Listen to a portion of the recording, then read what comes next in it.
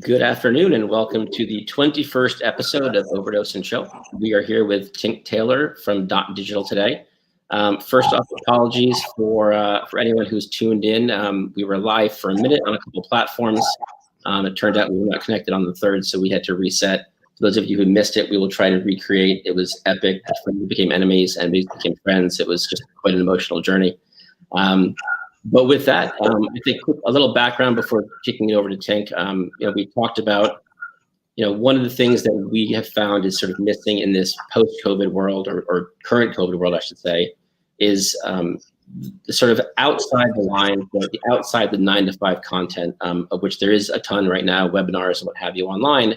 And what we're missing is when you're at conferences, at events, sort of out in the ecosystem, those conversations that happen 6 p.m. to, let's say, 2 a.m., over a drink, over dinner, just those things that are more real conversations than the ones you may have during the day. So Tink and I have known each other for what going on 5 or 6 years now and have had so many of these. And I always find tremendous value in picking Tink's big brain. So we thought, let's bring him on and we'll do it publicly. So I really appreciate you joining, Tink. No problems. Always a pleasure. It's definitely been a pleasure. And we've done some of that after 9 to 5 kind of work over dinner and over a drink. Yeah, absolutely. So I think just to sort of set the stage, I'd love for you to talk a little bit about, your story, the dotdigital story, its origins, which, as I understand it, were from the sun-kissed beaches and waves of Greece in the summer of a named decade. Yeah, I mean, it certainly was for me.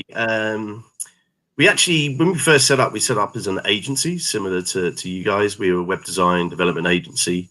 I had a couple of co-founders, one who was a fantastic creative, Dave, and then Simon, who is a technical genius. And we all kind of knew each other and we were floating around. It was the end of, the beginning of the end of the dot-com boom, and everyone wanted to be in an internet company and they're all going to be dot-com millionaires a year later. But certainly those guys were much more serious about things, carried really real credentials and skills. So, and I probably a terrible and a very poor techie in comparison. So I ended up doing the business side, and I had previously worked, as you say, in Greece. I was a windsurf coach at the time, and I was building websites, and I actually built the website for the windsurf school I worked for, and it was the biggest. I think it still is the biggest in the world. It's the go-to place, and it has, I can't remember, like 200 or 300 boards, 600 sales, all brand new every year, and it's an expensive holiday, so it's sea level. And I've sort of built an online booking system for them. And most of the people I taught windsurfing sort of said, when you get back to the UK, would you build my website for you? And sort of said, who do you work for? And it was like the BBC. And it's like, I'm going to need some help. So that's when I collaborated with the other guys and we started as a company. But having so much technical skills in abundance, we started building products to support ourselves. We built a content management system. We built an e-commerce platform, funny enough, called Dot Editor and Dot Commerce. And then once we built those, we needed, to market them. So that's where Dot Mailer came along. But cutting a long story short, trying to compete with 3 products and an agency against other people that were purely specializing in one area. Firstly, we were incredibly stretched in terms of resources, but also the might of the marketing dollar and salespeople. We just couldn't do everything at once. So we had some pretty hard conversations with ourselves over time, and we decided to pick on the marketing side of things, which was Dot Mailer then, that later became dotdigital. So we sort of put all our eggs in that basket, and with the focus of everyone and budgets and what have you, that's what's seen the traction. It's still quite sad when I look at things like .commerce. What great platform that was, and I've looked at sort of some of the things that Magento and Shopify and BigCommerce have launched in only the last couple of years, and we had that 15, 20 years ago. It was quite a platform, but we had to pick one, and we picked what we thought at the time was the winner. But maybe we should have picked .commerce and would be the new Shopify. We had, interestingly, when you talk about the tech side of things, we had in our New York office, we've been around 25 years, and we built out our own custom platform. It was on Cold Fusion. It was called Quantum, and it was just the brainchild baby of our who is now our technical director in the Americas. And it was really, I don't say it was a battle, but it was emotional for us to sort of sunset that and move on to the more commoditized the Magentos, that Shopify's, the BigCommerce is, because that was, I think if he had his way, he would still build everything on his Cold Fusion platform because he could do anything with it, right? It was super flexible, but not scalable, not sustainable when you live in a world where there's for us, probably closing the agency piece. That was certainly the first baby, as it were, and it's like putting them down. It was terrible, but for a while we ran the agency and we stopped other products. So we were a Magento agency partner, and I think that really that's what's in our DNA. When you look at a lot of what's in our product at the moment, we think it's really good because we've had the end-to-end experience. We were the agency talking to the customer and understanding their concerns. We were the agency that were we built e-commerce software, so we understand what it's like to be Shopify and Magento BigCommerce. And then we were also the agency that were wiring that together, building the site, and then plugging it in to what was then .mailer. So I think we have a really good end-to-end experience of what the pain points are for everyone involved in that whole cycle, and also what we're trying to achieve and what the possibilities could be if you do it right. And I think that's why we have such a broad, deep, and quality integration these days.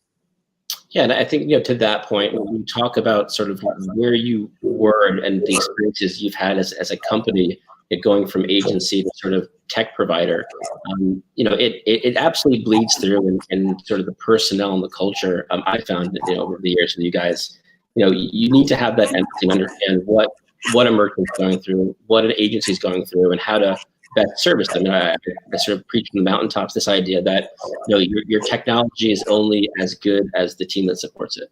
It doesn't matter how good the tech is if the team isn't there behind it, because there isn't a project in the world that doesn't need some level of support from that tech provider, whether it's through integration, whether it's through the admin setting it up, and whatever it is. So it's always nice working. Do you hear a bit of an echo background just on my end? I can't. No, it's all good from here. All right, so so that's great stuff. Now, so you've gone from what was sort of a beachside hustle to now a global public company listed on the London Stock Exchange. London Stock Exchange, AIM. Yeah. You guys have offices across the world, hundreds of employees. I imagine that growth did not come easy. There were challenges along the way and hurdles to overcome, and understanding local markets. You talk a little bit about how you guys navigated those very challenging waters.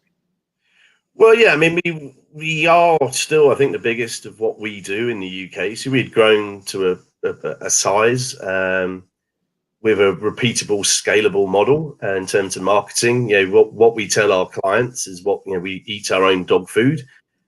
So we had a very clear strategy on the marketing dollars that would have been pounds back in those. The marketing pounds we were spending in the UK. We always used to talk about having an unlimited marketing budget. So spend, but watch and trace and track and change immediately. So stop those things that don't work and spend more on those that do work. So we soon became sort of the biggest of what we did in the UK. And as a consequence of that, we started to get a few international clients. And we were getting traction in the US, so I sort of took it upon myself, moved out to the US and set up our operation there. When you get to the US, the size of the country, the budgets needed for marketing, some of the size of the competitors, their funding quite often is private equity backed, so they've got very deep pockets. So we had to specialize. So we chose at that time to take one of our best integrations, which was Magento, and we focus on that space.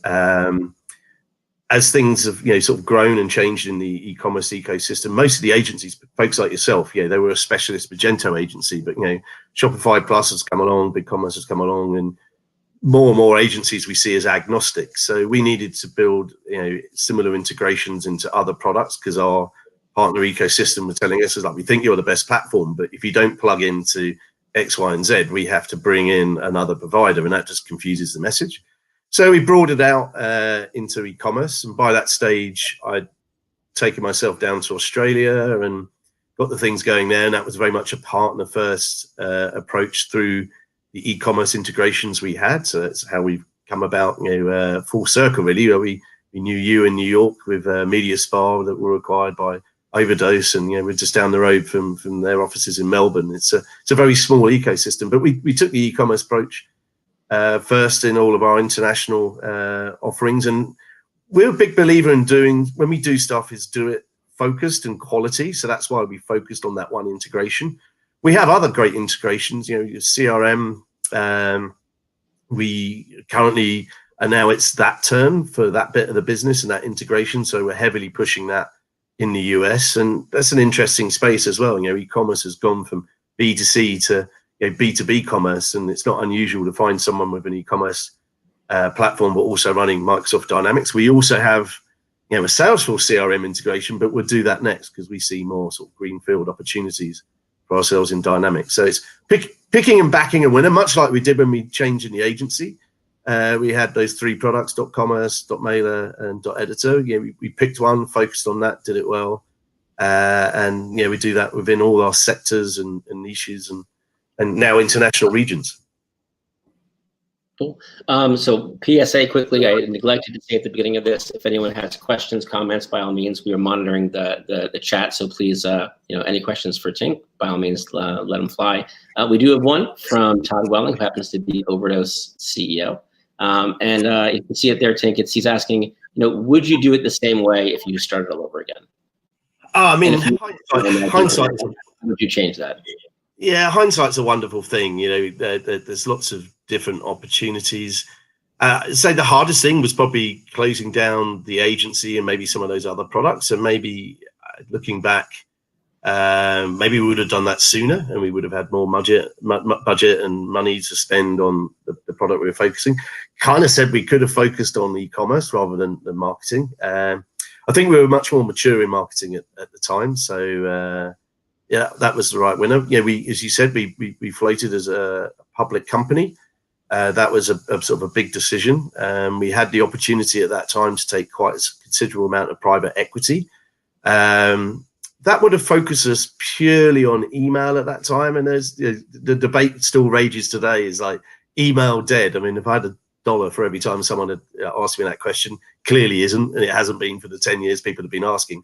But that was uncertain back then. So going public afforded us a nice, easy way to raise money. We were still running all those different platforms. We were running other services at the time, like pay-per-click and SEO as well. And it just meant we could make acquisitions and grow broader. As it transpired, the marketing was a winner. Email is still a winner, and that platform has developed and developed, and it's now an omni-channel marketing automation platform. So it's not just email; we're using all these other channels. So yeah, maybe with the ability of hindsight, maybe we could have taken that money and not gone public, and that would have been a different route. But I think in essence, just the drive everyone had, the quality we had within our tech and our marketing teams, and then our sales and service and support, we still probably would have got to the same outcome. Interesting. As you talk through that, a couple of things come to mind. One, sort of going back a bit to being sort of platform agnostic, and we'll talk about that in a second. But when you are an entity, a business entity, whether you're a merchant or a tech provider, whatever you are, and you are bootstrapping it, and you have that freedom to sort of really go after the partners you want to go after because they seem like the right fit for you. How does that, if at all, how does that change once you take the investment, either going public or taking on private equity? How are the politics there? Do you have as much freedom to go down the path that you want to go down and make those same alliances, or is there pressure sort of from the top, as it were, to say, hey, we might have some investment in this tech, that you should align yourselves with them, kind of thing? Yeah, I mean, there's always going to be pressures. I mean, we didn't take money when we actually listed, but we still have significant shareholders, a lot of institutions, and they we have to tick certain boxes in their criteria for them to invest in us, and obviously continue to hold that position as well. And on the whole, they're very supportive, but a considerable amount of time and effort, and our CEO Milan does a wonderful job of this, of educating those folks about this is what we do, this is what our strategic moves are, here's all the numbers. They will grill him for metrics and numbers, and he's phenomenal. He's a very, very technical accountant by trade, and so he's right on the money with that. But they are always asking and trying to steer stuff, or be reassured that this is a good, sensible investment. So they're going to need to know all those answers. Obviously, if you take private equity, I mean, there's lots of examples through Magento. I do a lot of work outside of dotdigital as advisors to sort of startups and tech companies where they may or may not have taken private equity, but if they have, they're all super nice. It's great. There's a plan. There's normally a time scale that these guys will work to, and they'll be looking to make some money on that investment. If they don't like the story or the progress or process, you may or may not find that their hands start to appear on the steering wheel, and then that's where I've seen challenges. But obviously, if they've invested in the right company, the relationship between them and the business is great, and they're all heading in the same direction, you can get to some fantastic outcomes. We've seen Magento take money, and then they've grown to a size where they then sold and everyone made their money. I'm sure there was probably some bumps in the road behind the scenes and all that. If you talk to No, never. I can't imagine that there wouldn't be. Yeah, there's always going to be. If someone's got that much of a stake, they're going to have an opinion, and rightfully so. And you have to spend an equal amount of time probably on growing the business and take it forward, is also bringing those people with you and making sure that they're fully on board and educated and understand. Thanks for your thoughts on that. So you talked about this ever-present debate of is email dead? Certainly we see that email is still the highest converting channel for e-commerce, right? So it is more important now than ever to have the right marketing channels and the right marketing message and all those things that surround marketing. In a COVID and post-COVID world where we're seeing clearly a significant uptick in e-commerce traffic, both from folks who are buying things online that they normally perhaps would buy in store, as well as folks that are still sort of new to shopping online, who are traditional brick and mortar shoppers, let's say. When you think about email, you think about SMS, which I know you guys have, and it's becoming a more and more of a thing. You talk about social marketing, you talk about WeChat, all these channels. What are you guys seeing across that landscape, and what are your thoughts generally on where folks ought to be focusing at a high level? Yeah, I mean, going back to that question, is email dead? I kind of feel partly to blame for that question, because when email first came around, I was part of the Direct Marketing Association in the UK, and a lot of the messaging that came out of the email industry was it's so much more accountable. You're getting such a higher ROI than all of your traditional print marketing and all of that sort of stuff. And it genuinely was, and it was getting great results.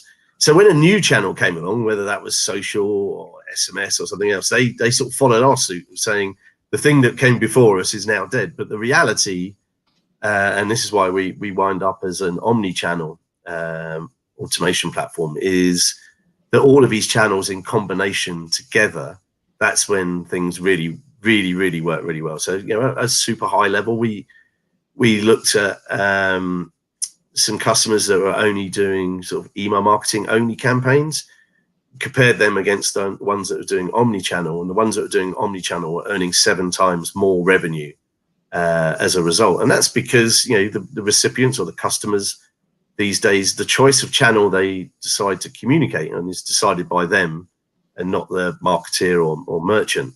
So if they want to spark up a conversation via live chat or SMS or social, that's where they're going to start. But if that automates in an email response or marketing messages later, you better make sure that those conversations or that messaging you're sending is relevant.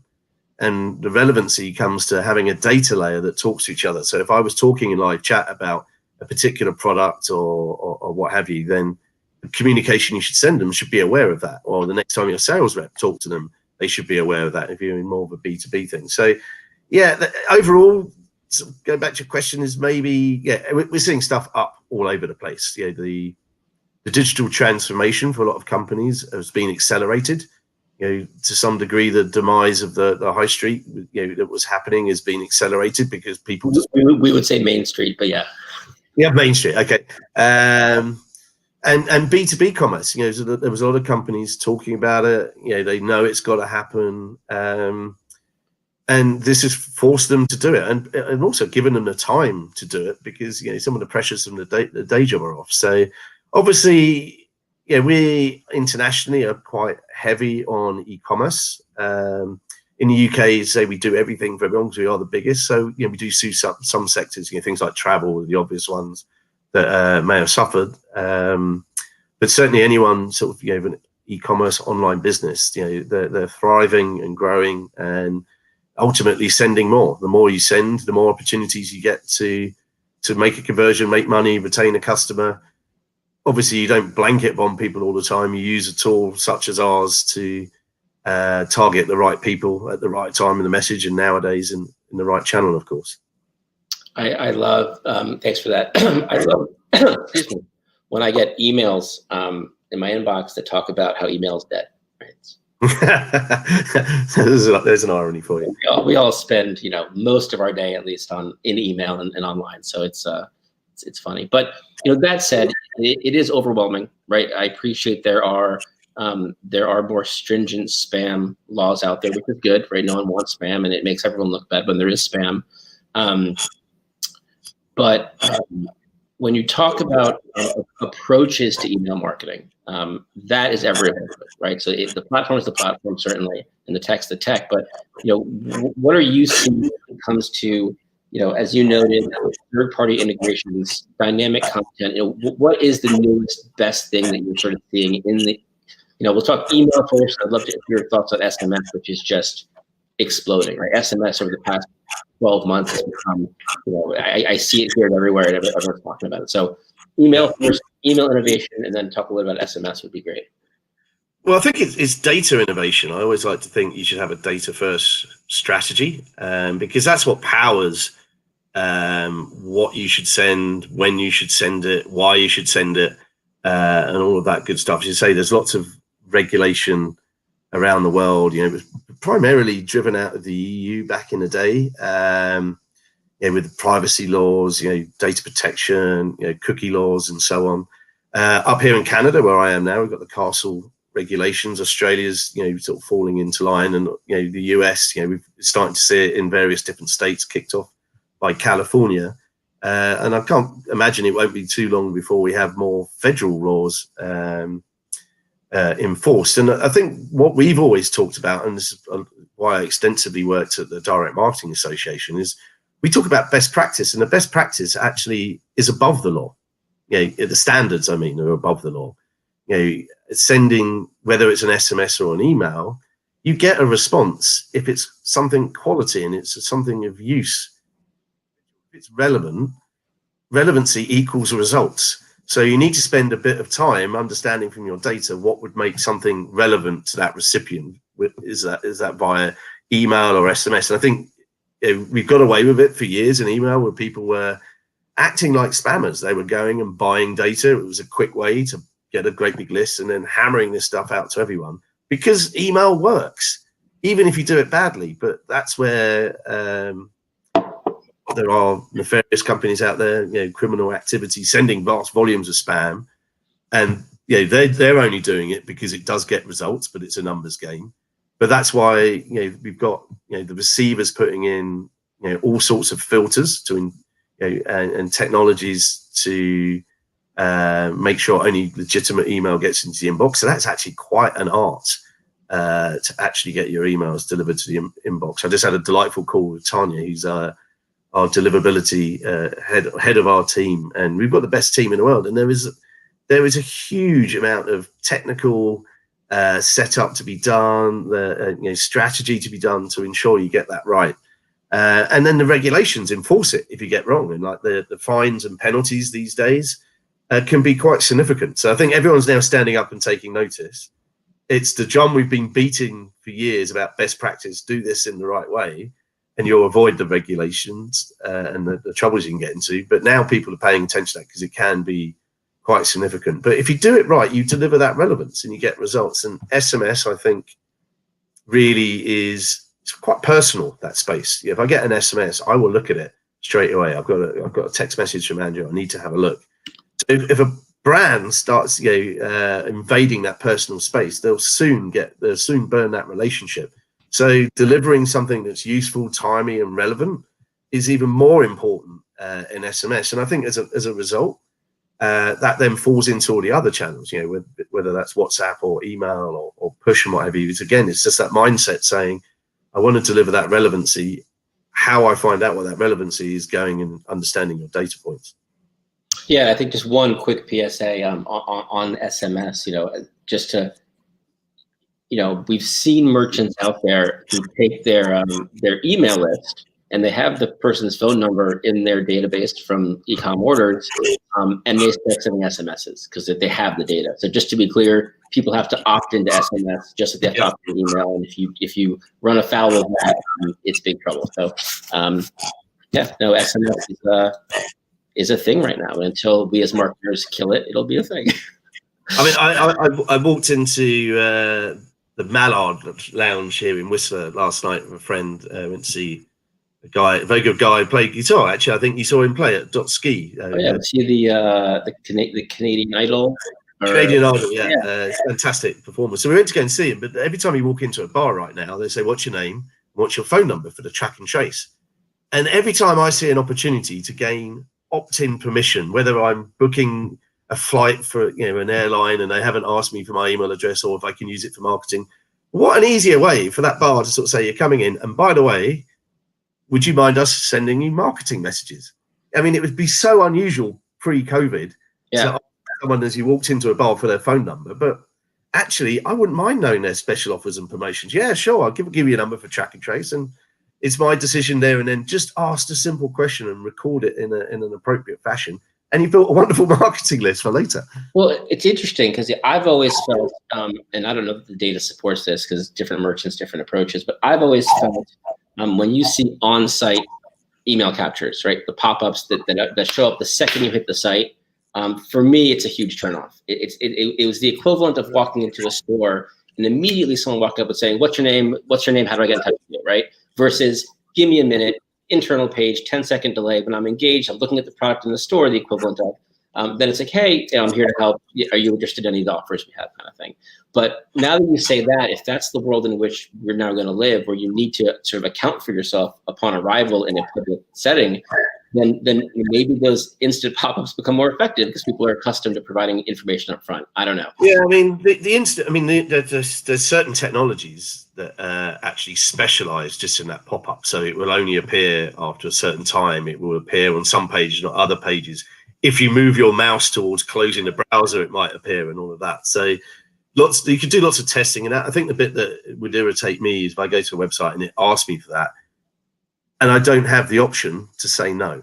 Yeah, Forces me to do it. I was looking at, there's a real estate agency up here in Whistler, and I tried to go and look at a property the other day, and I just couldn't get past that on the website. And you either put in dummy data, so that doesn't get you anywhere. I've immediately fallen out with that brand, and I just didn't really bother to pursue that anymore. So yes, it can pop up, it can be in your face, and I guess it depends on the nature of the business. It will work for some and not for others, and if you can finesse that, there are certain specialist products that will enable you to do that. But yeah, I think you're right. You got to test it and definitely give the ability to say no. If I walked into the bar tonight and they asked me for my phone number, I would give it to them. If they said, "Do you want me marketing?" I could say yes or no. And all of those interactions, as you say, when you walk into a store, I like to think when we talk about digital transformation, we should be trying to replicate that exact experience of giving quality service and what have you. And it might be different because we're doing it in a digital environment, but we should be trying to deliver a very positive experience. Yeah, absolutely. So what can we expect from dotdigital in 2021 and beyond? Yeah, well, in terms of us as a business or a platform, or just generally, I think as a platform, what initiatives? Obviously you're a public company, so there's only so much you can share about what's on the roadmap. But from what you can share, would love to hear. You guys have have always stayed sort of ahead of the curve in what is becoming an increasingly crowded market. Certain folks are falling off, but there are new folks popping up every day. So how do you stay ahead of it? And what new innovation and features can we expect to see? Yeah, I think quite broad brush. It comes back to data again. We're midway through a significant project at our end, which is to rekey our database, and with the number of records that we have, the number of contacts we have, the number of clients we have, and users, and so on. That is a huge technical task. So, and it's also pretty much it's changing the engine of your nav car as it's going round the track. So. But that affords us to do a lot more cool things with omni-channel, where email may not be first. And certainly as we expand into Asia, you'd talk to people about, omni-channel marketing, say, well, I've got a WhatsApp, or maybe, we want to do some SMS, but we don't have an email. We don't do email. We do WeChat here, so it's an entirely different world. And we're seeing the likes of, Facebook pull together, Facebook messaging, WhatsApp that they own, Instagram. That's going to be sort of the Western equivalent of WeChat potentially. So we need to be geared up and ready for that. So that's coming soon. We have a number of data projects. We looked at do we partner with, do we buy things like CDP? But actually, a lot of our capability, when you actually look at it, we're pretty much there. So there'll probably be a few tweaks along that sort of stuff. To say data drives everything, so we have to be able to consume any data in. And equally to operate in a rich ecosystem, like the e-commerce ecosystem we live in, we need to be able to pump that data out into various places for reporting or actioning somewhere else. So I think a lot more on the data side, and I think that rekeying is probably the really big thing, exciting thing. I think we've talked about it for a while, but we're getting towards the pointy end of that project. And once we're through that, I think there's a whole list of things we would like to do with deepening integration, integrating into other people. Making more of our sort of app store type of thing.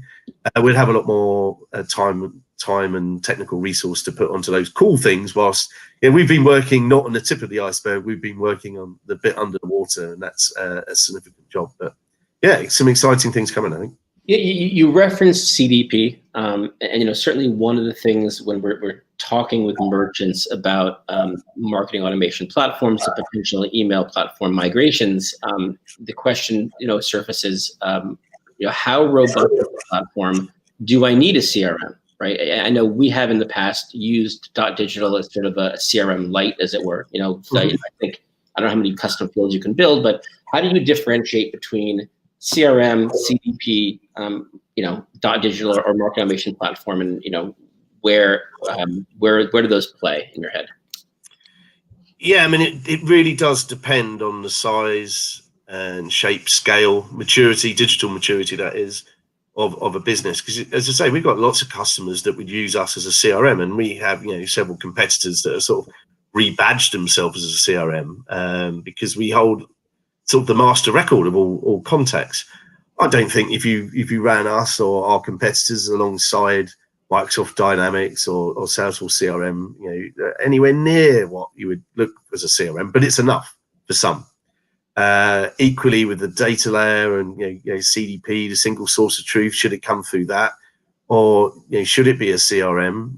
Again, some of that is shaped by the size and scale, the number of data sources that an organization has, and equally, as I say, that maturity. Some of the tech startups, maybe some of your merchants have only been an online business ever, and they've never really needed a CRM because everything's lived in their Magento instance or Shopify instance, for example. But as they grow and scale, that's going to need to change. So it's more of a case of when, not if. And what stage of their digital transformation or maturity that they're actually on. Cool. Something just occurred to me. We and again, this is we're in this COVID world where I think that we've seen this sort of first wave of digital transformation COVID sparked. Right. I think sort of the SMB mid-market folks were able to move relatively quickly, make adjustments, cut out budgets. And move forward with digital, re-platforms and what have you. I feel like we're now getting to the point where you've got sort of the enterprise folks who may have been a bit slower to move, who needed to go through committee and resource allocation to get budgets, and that's sort of coming to a head. And we're seeing a lot of larger merchants, a lot of B2B folks now sort of at the starting blocks for their digital transformation to account for COVID. You referenced B2B earlier. I know that dotdigital sort of grew as a B2B platform back in the day, or at least had a very large subset of clients who are B2B. And as we see the B2B market evolve and get closer to the B2C market in terms of UX, UI, websites, and how people interact with B2B websites, what do you see as, on the marketing side, marketing automation side, the evolution and future of the sort of B2B use of a platform like dotdigital? I know there's a lot. I hope you could process that all. Yeah, a big question. Yeah, I mean, if I'm a buyer in a B2B environment, I want to have the same kind of experience that I've become accustomed to when I'm a consumer in my B2C life. So the end result is, I want something that adds value, makes my life faster and easier, and it's a good experience, and you deliver me relevancy. Obviously, B2B has nuances to it, where certain customers will get different discounts and what have you, depending on their sort of corporate negotiated rates. So there's more data layers and complexities there where we need to store different pricing and what have you, and then know how to apply them to deliver the relevance. I think for us, talking to some of our B2B clients, we kind of forget how much we've learned over the years in terms of just the basics, the fundamental basics of good email marketing practices, and actually just don't assume that they know all of that sort of stuff, because they may not have done it before. They don't know why they can't go out and say buy a list and do their marketing that way, or why they can't, what the data protection laws prohibit and what have you. And so we find ourselves having to go back to basics in some parts. But then in some other clients, they've cherry picked a fantastic marketeer out of the B2C world and moved them into B2B because they know what they're doing. And then it becomes the ability to tie platforms together, and that's where we feel we excel, is because we have that technical expertise. As you say, we came from a B2B background, so about 50% of our clients are B2B, making the other 50%, I think, B2B. B2C. Yeah, B2C, sorry, yeah. And experience of both is incredibly rare. I can't actually think of one of our competitors that has that depth and breadth of experience, but it's also now vital that you understand both sides of that coin. And I think we're ideally placed at that. It used to be the nemesis. My sales guys would come to us and say, look at XYZ competitor, all they talk about is B2C, blah, blah, blah. And we had to be a bit bipolar in that one day we'll talk about this and the next day we'll talk about that. And that's not particularly easy. It's a challenge still to this day about how much focus do we shine on into each lens, as it were. But the reality is, when you get into that B2B commerce space, that having that in combination is incredibly powerful. Yeah, no, well said, and appreciate that feedback. So maybe we'll wrap it up with one more topic, which is holiday prep. I think one of the things, and I think we're working currently with you guys on some market research, but I remember one of the reports that I read from you guys a couple of years ago, so I'm sure it's evolved since then. I think you guys went out and surveyed 1,000 merchants or whatever it was, and it came back, and I think something like 95% of the merchants agreed and acknowledged that there were certain email flows that were imperative for e-commerce success. You have your welcome series, your abandoned cart, your abandoned browse, what have you. But then on the flip side of the coin, I think only 40% of those who were surveyed who said 95, who said it's important, were actually doing it. So that left 60% of these merchants who knew, or 55% knew it's important but didn't do it. So where have we come since then? One of the beauties of a marketing automation platform like you guys is you don't need a lot of time to execute these things, right? You've got time as a merchant between now and the holidays to speed these things up. So what's your advice for holiday prep and execution? Oh, sort of two questions in one. Well, firstly, you do highlight something that's sort of frustrated me over the years. That there are so many obvious things that people should be doing. Your welcome series, your post-purchase series, holidays, birthdays, and what have you. And abandoned carts, abandoned browse, and lots of people don't do it. And I think it's going to sound like an advert for us, but people struggle because of the technology they've acquired. Those things shouldn't be difficult. So in fact, they are taking a huge amount of time and effort, and you're talking sometimes months, years to get that set up. That there's something that isn't quite right there. So people are leaving money on the table by not doing those. Obviously, there are peak times of the year where there's sales and what have you. So in terms of the holidays right now, I think potentially some merchants in the Western world have really missed a trick. With Singles Day, there's obviously sort of the equivalent in Asia, of Black Friday. I think there was a lot of pent up spending in China, where people haven't been able to travel. And what I keep hearing from our teams over there is those guys are desperate to buy Western products. They would have been on a flight to New York and bought clothes, designer labels, this, that, and the other, and they haven't been able to do that. So perhaps Singles Days are just another day on the calendar that goes global. Like Black Friday is massive now in the UK, and that was something we inherited from the US. I think the primary thing, I could talk about the holiday season forever, and since I mentioned Tonya earlier, our sort of head of deliverability, the unsung work that someone like her and our technical team do in terms of preparation, because you get such peaks in traffic. So you'll know this, preparing, how many websites have you seen that have gone down just because of the inbound traffic? That could have been driven by all the clicks on all the emails. That has a impact onto us. Sending a huge amount of email all at one time, does that trigger all of the deliverability filters that the receivers have got set up? I sit there quite smugly every year watching the support pages of some of our competitors, sort of listing out the challenges that they had. And someone like Tonya and our product team that do all of this scaling, a flick of a switch. When nothing goes wrong, no one really realizes the amount of work that's gone into it, but we do a huge amount of technical preparation every year to make sure that we've got more than double capacity. We know the capacity needs to double, but we've got on provision triple, quadruple in terms of sending and monitoring clicks and all of that sort of stuff. All the services have to be fully durable, and that then also comes down to the deliverability team. And I did actually say to Tonya, I mentioned her again, what are you doing for Thanksgiving? How's it go for you? She goes, well, I've got dinner at my family. And it's like, why don't you just be monitoring everything? She goes, I say that every year.